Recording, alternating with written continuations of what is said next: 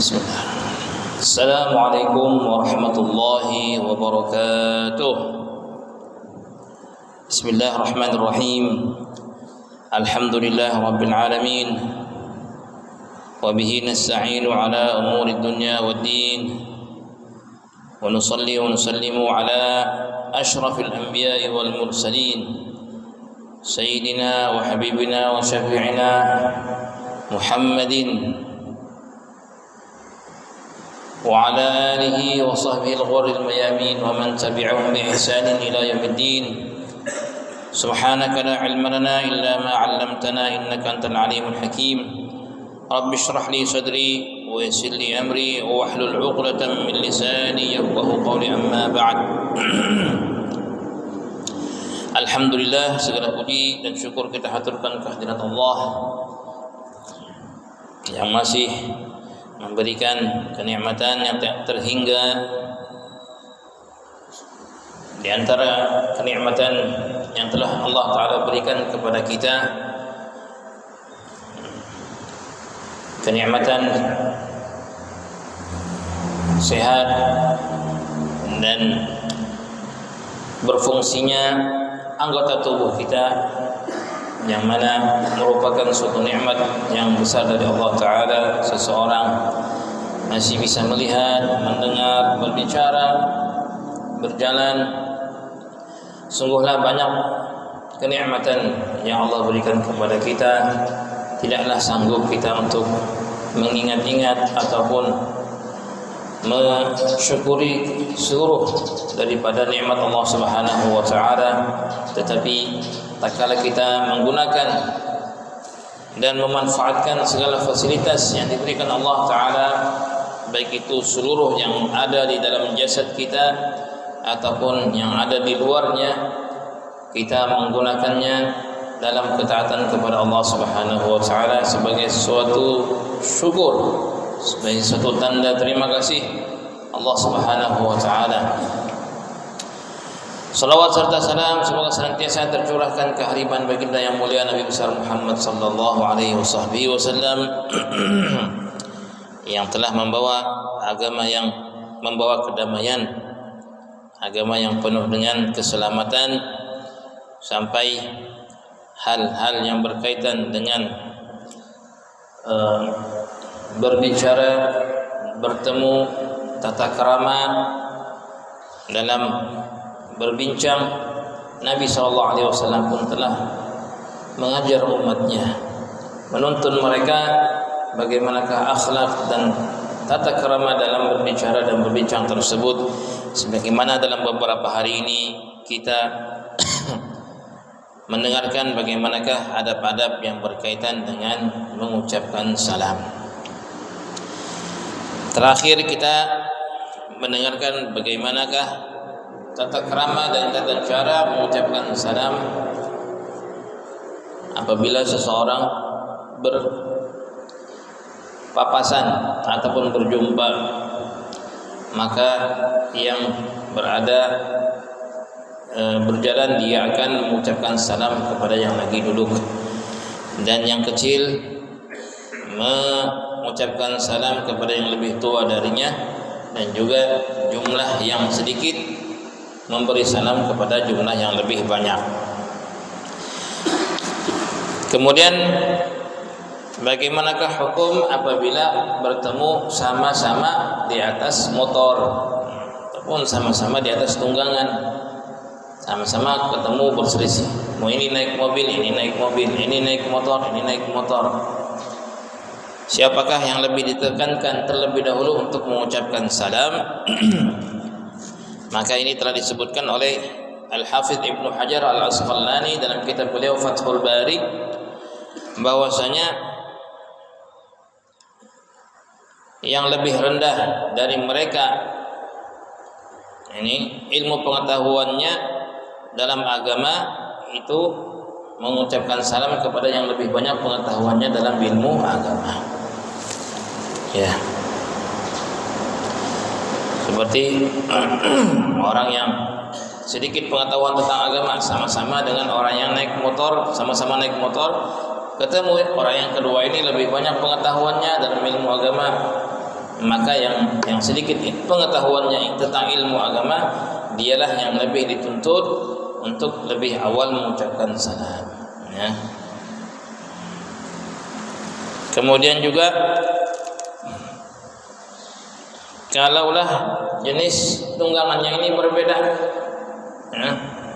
Satu jenis Allah yang lebih tinggi dimisalkan oleh beliau, orang naik onta, yang satu lagi naik kuda, yang manakah yang mengucapkan salam terlebih dahulu? Maka kata beliau, yang lebih tinggi tunggangannya itu diucapkan salam oleh yang lebih rendah darinya. Yang naik kuda mengucapkan salam kepada orang yang naik onta, ya. Kalau zaman sekarang ini mungkin ya, kalau papasan antara motor dengan mobil, maka yang naik motor lah yang lebih ditakkidkan, digalakkan untuk lebih awal mengucapkan kepada yang naik mobil. Taib. Kemudian kalau sudah mengucapkan salam, bertemu dengan seseorang, lantas bertemu dengan dia lagi, mengucapkan salam atau sudah enggak salam? Ya. Dalam keadaan seperti ini masih disunnahkan untuk kita mengucapkan salam kepada seseorang tersebut walaupun barusan kita sudah mengucapkan salam kepadanya. Ya. Sebagaimana diriwayatkan dalam Sunan Abu Daud dari Sayyidina Abu Hurairah radhiyallahu anhu, Nabi bersabda, "Idza laqiya ahadukum akhahu falyusallim alaihi." Jika salah seorang di antara kalian bertemu dengan saudaranya muslim yang lain, hendaklah dia mengucapkan salam kepadanya. Fa in halat bainahuma syajaratun aw jidarun aw hajarun thumma laqiyahu falyusallim alaihi aidan. Kalau dia terpisah, barusan berjumpa ucapkan salam, terpisah, apa yang memisahnya? Seperti pohon, kata Rasulullah. Pohon, ini ada pohon, ini berjumpa, assalamualaikum, salam, berjalan, ini arah ke sini, ini arah ke sini, terpisah dengan satu dahan pohon, ketemu lagi di sini, tetap disunnahkan mengucapkan salam. Ataupun dinding, tadi ketemu di pintu ini, assalamualaikum, nanti dia ke sana lagi, pintu yang berikutnya ini juga ke sana, ketemu lagi, assalamualaikum, masya Allah. Ataupun batu besar, ketemu lagi, kata Rasulullah, hendaklah dia mengucapkan salam kepada sahabatnya tadi, kepada orang itu. Subhanallah, begitu betul-betul Islam menggalakkan kita untuk menebarkan salam, ya. Jangan sampai kita memandang ini bukan suatu yang tidak baik. Oh, baru salam, kenapa salam lagi? Supaya apa? Supaya lebih banyak menebarkan assalam. Begitu halnya juga disunnahkan, sebagaimana kita mengetahui sunnah untuk salam ketika bertemu, juga sunnah mengucapkan salam ketika ingin berpisah. Disunnahkan. Lagi berbicara, lagi ngobrol, datang, assalamualaikum, ikut berbicara. Setelah selesai berpisah satu dengan yang lain, disunnahkan untuk mengucapkan salam satu dengan yang lain. Assalamualaikum, saya duluan lah, saya ini, assalamualaikum. Ini hukumnya juga sunnah. Bukan hanya bertemu disunnahkan salam, ketika berpisah pun juga disunnahkan untuk mengucapkan salam. Sebagaimana diriwayatkan dari hadis Nabi SAW dalam Sunan Abu Daud dan juga Tirmidzi, "Idan taha ahadukum minal majlis falyusallim." Jika di antara salah seorang kalian sampai kepada suatu majlis, hendaklah dia mengucapkan salam. Assalamualaikum. Fa idza arada an yaqum falyusallim. Kalau dia ingin berdiri meninggalkan majlis itu, hendaklah lagi dia mengucapkan salam. Falaisatil ula bi ahaqqa minal akhirah.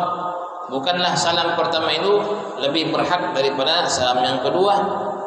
Sama-sama, maknanya sama-sama berimbang. Sunnahnya salam ketika datang bertemu ataupun juga ketika berpisah meninggalkannya. 6. Bagaimanakah Hukum mengucapkan salam kepada ahli fisik, orang fasik ataupun ahli bid'ah. Adakah kita disunahkan salam kepadanya? Disebutkan oleh Imam Bukhari dan lain-lainnya di kalangan alim ulama melandaskan daripada hadis yang menceritakan tentang kisahnya 3 orang sahabat yang tidak ikut serta dalam peperangan Tabuk. Di antaranya mereka adalah Ka'ab bin Malik radhiyallahu anhu warḍah. Karena ketiganya tidak mengikuti peperangan Tabuk dan mereka tidak memiliki uzur syar'i, uzur yang diterima. Mereka tidak sakit, mereka tidak memiliki perbekalan. Hanya mereka ketika itu terbisikkan di dalam hati mereka untuk tidak menyertai Nabi SAW dalam peperangan Tabuk. Akhirnya dalam hadis tersebut, wa naha Rasulullah SAW an kalamina. Maka Rasulullah telah diperintahkan oleh Allah untuk melarang kami berbicara dengan mereka. Sahabat-sahabat dilarang untuk berbicara dengan 3 orang sahabat tadi. Kadang-kadang kata Ka'ab bin Malik, aku mendatangi Rasulullah SAW, aku mengucapkan salam padanya, berharap apakah Rasulullah menggerakkan bibirnya untuk menyaut salamku ataupun tidak. Ternyata Rasulullah tidak menyaut salamku. Ya. Dari hadis ini maka Imam Bukhari menukilkan pendapat sahabat Abdullah bin Amr radhiyallahu anhuma yang mengatakan, la tusallimu ala syarabatil khamr. Janganlah ucapkan salam pada orang yang masih kecanduan minum khamar, minum minuman keras, ya, ataupun dosa-dosa lainnya yang nyata kita melihatnya ataupun sampai kepada kita. Maka dari hadis ini disimpulkan oleh alim ulama, tidak disunnahkan mengucapkan salam kepada orang fasik dan juga orang yang ahli bid'ah. Ya, tidak disunnahkan. Kalaulah kepepet, gimana kalau kepepet? Di dalam satu majelis di situ ada mereka, sedangkan orang-orang yang soleh lainnya ada di tengah-tengah itu. Akhirnya kita ucapkan salam, assalamualaikum warahmatullahi. Kita ucapkan dengan niat bahwasanya menyebut assalam di sini adalah bukan keselamatan untuk kalian, melainkan apa? Assalam di sini namanya Allah Subhanahu wa taala di antara nama-nama Asmaul Husna, dengan niat Allah taala raqibun alaikum. Allah taala melihat kalian. Kalau kita bertemu dengan orang yang kita disunahkan dan digalakkan salam kepadanya, kita mengucapkan salam dengan niat semoga keselamatan untukmu. Untuk orang-orang yang tadi dilarang untuk salam kepada mereka, ketika kita terlanjur mengucapkan salam, maka niatnya bukan untuk keselamatan untukmu, melainkan kita memaknakan salam di sini nama sifatnya Allah yang dirubah dengan makna apa? Allah raqibun alaikum. Allah itu mengintai dan melihat kalian. Takutlah kalian. Nah. Kalau ketemu orang gila, orang lagi mabuk, sunnah salam enggak? Ya. Maka mengucapkan salam kepada orang yang gila, tidak ada akalnya ataupun orang mabuk tidak disyariatkan, tidak disunnahkan. Sebagaimana kalau mereka mengucapkan salam kepada kita, tidak wajib untuk menjawabnya. Temu orang gila di jalan, assalamualaikum, tidak wajib menjawabnya. Ataupun orang lagi mabuk, assalamualaikum, tidak wajib untuk menjawabnya. Karena salam itu adalah ibadah, dan syarat ibadah adalah antuqsad, harus ada maksud, harus ada keinginan. Sekarang tidak ada keinginan, baik itu orang gila ataupun orang lagi mabuk, tidak memiliki keinginan. Kemudian kalau seseorang ini lewat di suatu perkumpulan yang besar seperti pasar, apakah sunnah baginya mengucapkan salam kepada setiap orang yang ada di pasar? Ataupun cukup separuh di antara mereka untuk mendapatkan sunnah dalam mengucapkan salam? Dikatakan oleh Imam Nawawi rahimahullah taala dalam kitab beliau Al-Adhkar, kalau seseorang ini melintas pasar ataupun jalan-jalan yang sering dilewati oleh orang lain, maka cukuplah dia mengucapkan salam kepada sebagian mereka. Tidak disunahkan setiap orang didatangi salam, karena ini akan menyibukkannya dia dengan perkara yang tujuannya datang ke pasar, ingin berbelanja, ingin mencari ini, dia sibuk mengucapkan salam satu persatu. Cukup dia bersalam kepada sebagian orang yang ada di pasar ataupun di suatu jalan yang orangnya banyak, ketika itu mengucapkan salam kepada sebagian mereka saja. Sebagaimana di muqaddimahnya kitab 2 hari yang lalu, bahwasanya salam sangat digalakkan dan disunnahkan bukan hanya kepada orang yang kita kenal, orang yang tidak kita kenal sekalipun kita mengucapkan salam kepada mereka. Dan inilah diantara tanda-tanda hari kiamat, sebagaimana dalam Sunan, dalam Tabrani dan Baihaqi dan Ibnu Khuzaimah, bahwasanya Nabi SAW bersabda, "Inna min asyratis sa'ah ay yamurra ar-rajulu fil masjid la yusalli fihi rak'atain." Di antara tanda-tanda hari kiamat adalah tatkala seseorang datang ke masjid,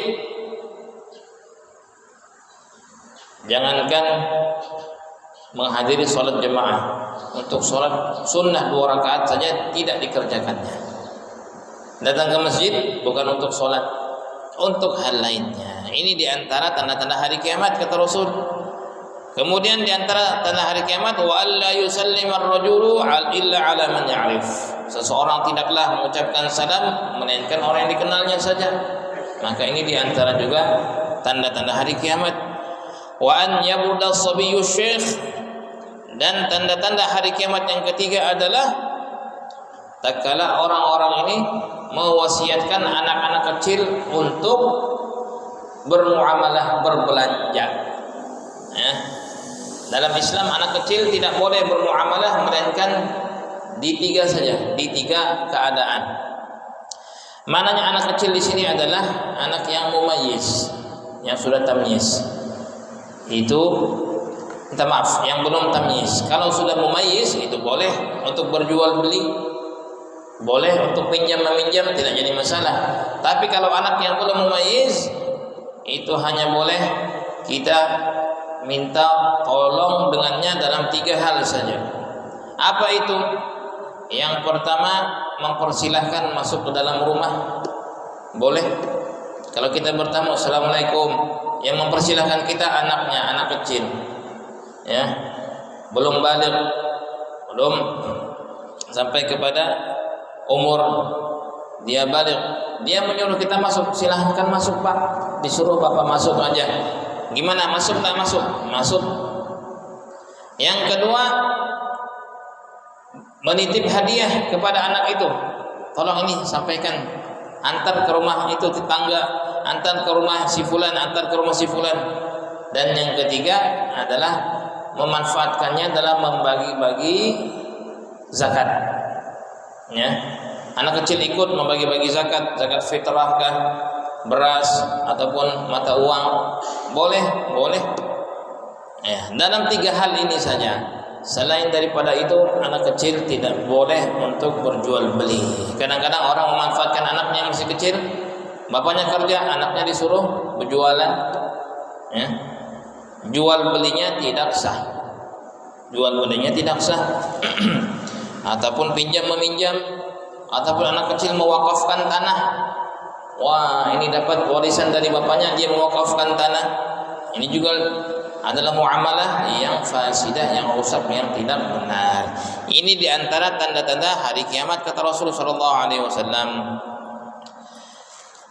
Naam.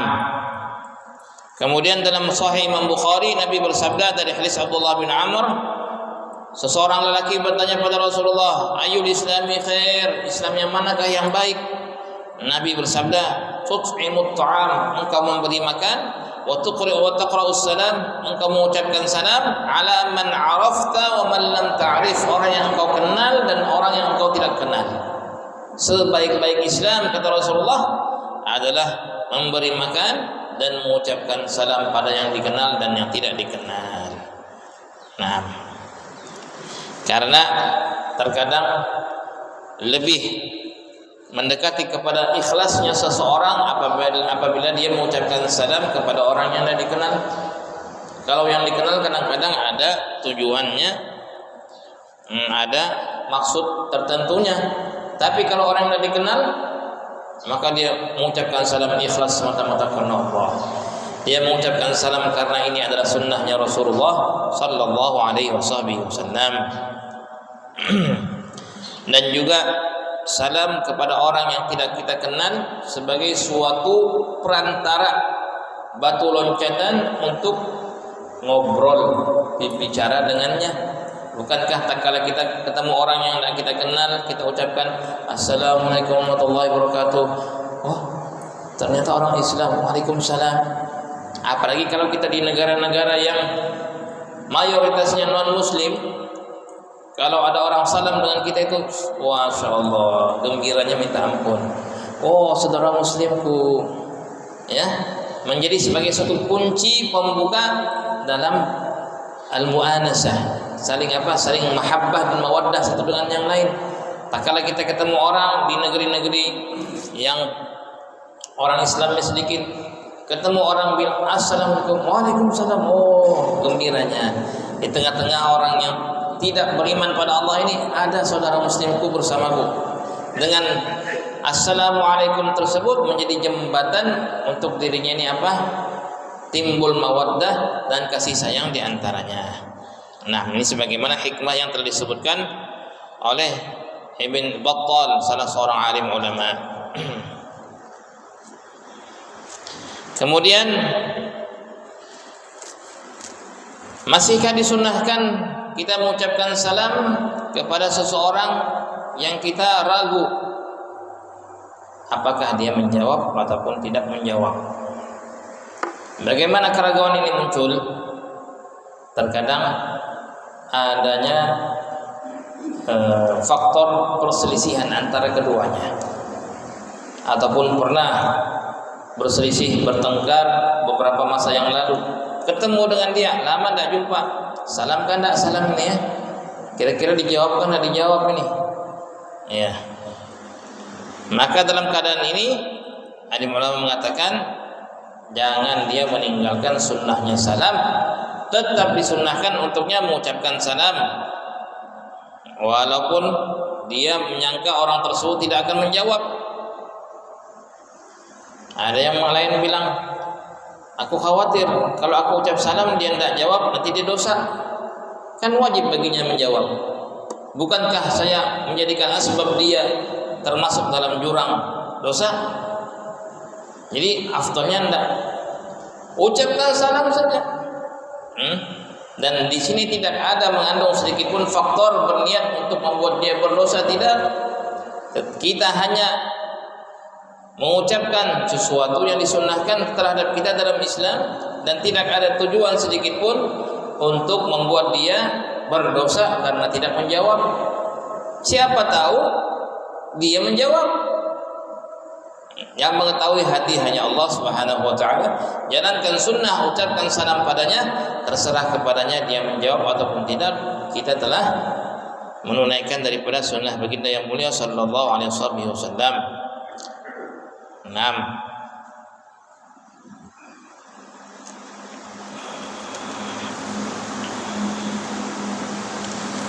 Taib. Kalau kita sudah mengucapkan salam, lantas tidak dijawab, bagaimana? Maka di sana disebutkan oleh Imam Nawawi dalam kitab Al-Adhkar, sunnah orang itu mengucapkan abra'tuhu min haqqi fi raddis salam. Maknanya apa? Menghalalkan dirinya supaya dia tidak tergolong orang yang menjadi asbab dengan niat yang tidak baik membuat orang tidak menjawab salam. Apa yang diucapkan? Abra'tuhu min haqqi fi raddis salam. Aku telah mengangkat hakku untuk dijawab salamku dari si fulan itu. Abra'tuhu min haqqi fi raddis salam. Kalau kita ucap salam, orang itu tidak jawab. Apa kita ucapkan? Kata Imam Nawawi, ucapkan abratuhu min haqqi fi raddi salam. Aku telah mengangkat hakku untuk dijawab salamku dari si fulan itu. Ya. Ataupun ja'altuhu fi hillim minhu. Aku telah menghalalkan dia walaupun dia tidak menjawab salamku. Kalau masuk ke suatu tempat yang di sana tidak ada orang yang menjawab kita salam, apakah tetap salam?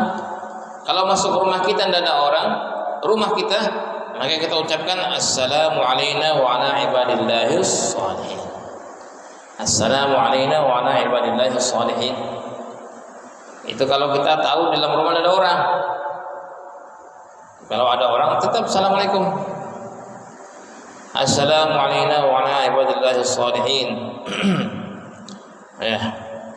Kalau masuk ke dalam masjid ataupun rumah orang lain, tidak ada orangnya, masjid masih kosong, suraunya masih kosong, ataupun ingin masuk ke rumah orang lain, tidak ada orang di dalamnya, tanya ini kunci ya, kunci rumahku kutitipkan, tolong aku ke Samarinda 2-3 hari, ini tolong di rumah cek-cekkanlah ada listrik, nanti takut terbakar kalau kulkas belum dimatikan. Masuk dia ke rumah orang tetangganya tadi, maka apa yang dia ucapkan? Assalamu alayna wa ala ibadillahis shalihin. Assalamu alaikum ahlal bait wa rahmatullahi wa barakatuh. Ditambahkan ini. Kalau rumahnya sendiri tadi cukup assalamu alayna wa ala ibadillahis shalihin. Kalau masuk rumah orang lain yang di dalamnya tidak ada penghuninya, dia mengucapkan assalamu alayna wa ala ibadillahis shalihin. Assalamu alaikum ahlal bait wa rahmatullahi wa barakatuh. Ya.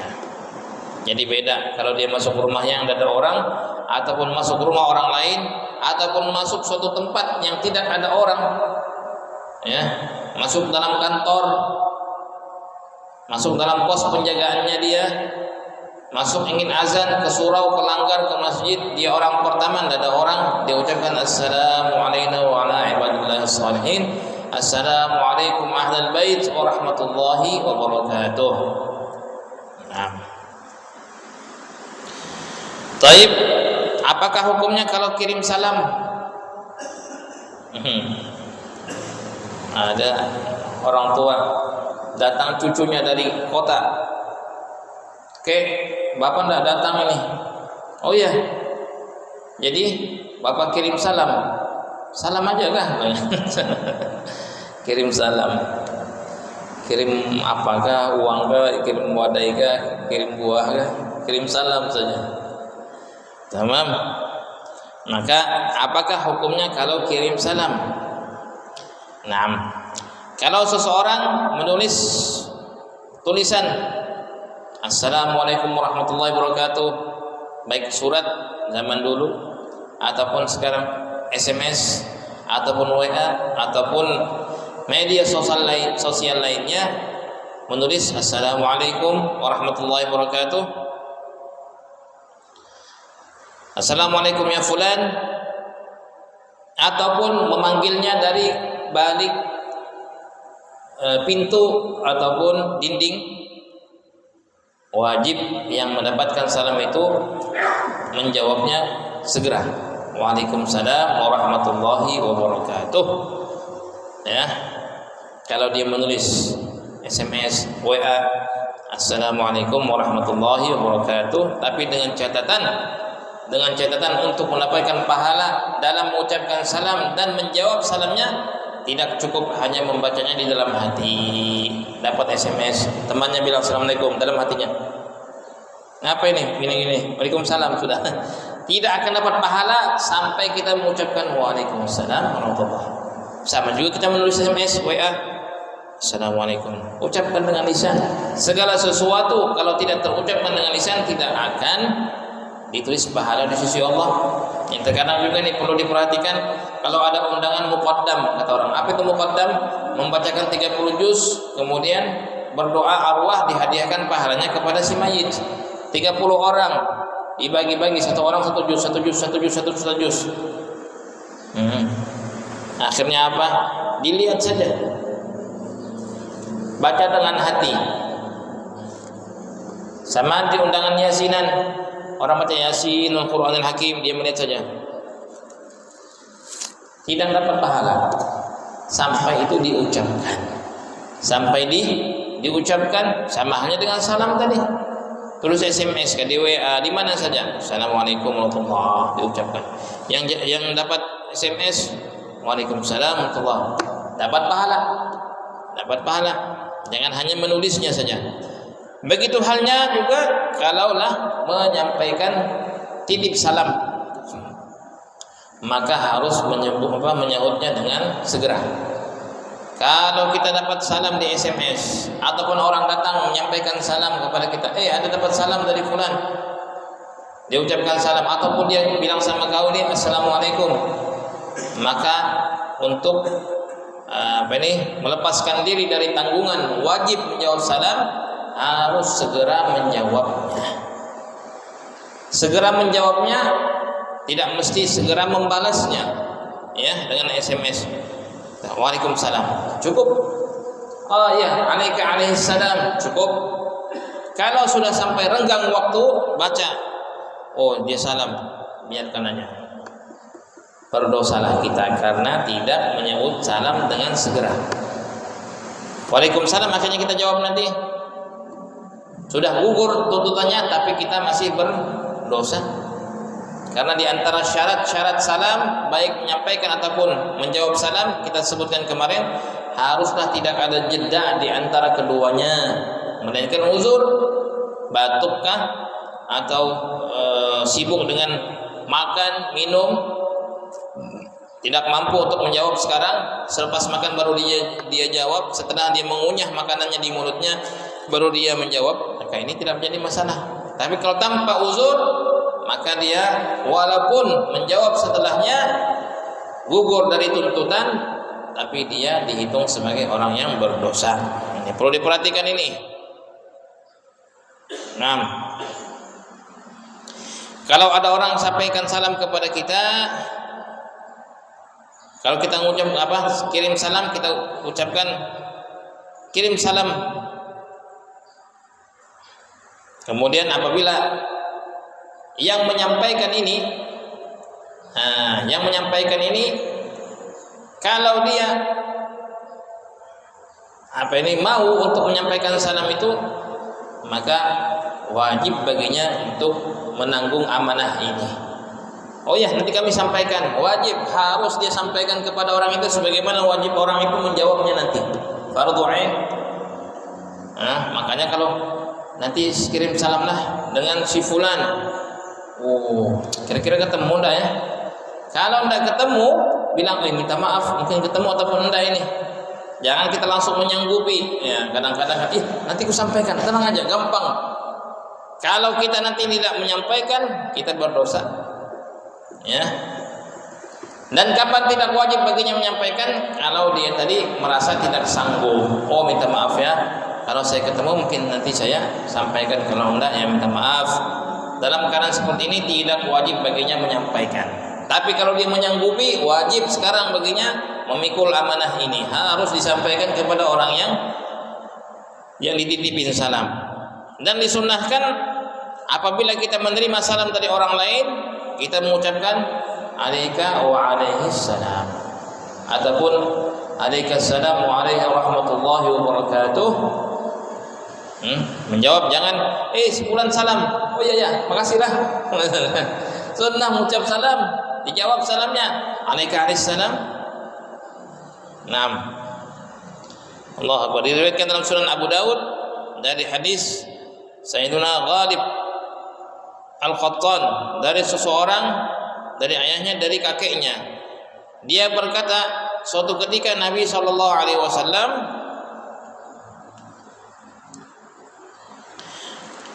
mengutusku ke ayahku. Ya. Ayahku mengutusku kepada Rasulullah. Ayahku mengutus aku untuk menjumpai Rasulullah, dan ayahku mengatakan, jumpailah Rasulullah dan kirimlah salam kepadanya, ucapkan salam padanya untukku. Maka kata orang tadi, aku pun datang menemui Rasul sallallahu alaihi wasallam dan aku berkata, ya Rasulullah, sesungguhnya ayahku mengucapkan salam padamu, mengirim salam padamu. Maka Nabi berkata, alaika wa ala abika salam, untukmu dan untuk ayahmu salam. Jadi sunnah apa? Alaika alaihi salam. Ada sebagian juga, ada dapat salam dari fulan, waalaikumsalam warahmatullahi wabarakatuh. Waalaikumsalam itu yang di depannya. Alaihi, untuk dia. Jangan dapat salam dari fulan, waalaikumsalam. Bukan aku, untuk itu. Waalaikumsalam itu yang di depan. Kalau orang yang kirim salam, alaihi salam. Alaika, untukmu dan untuknya alaihi salam. Itu sunnahnya sebagaimana ajaran Rasul, alaika wa ala abika salam.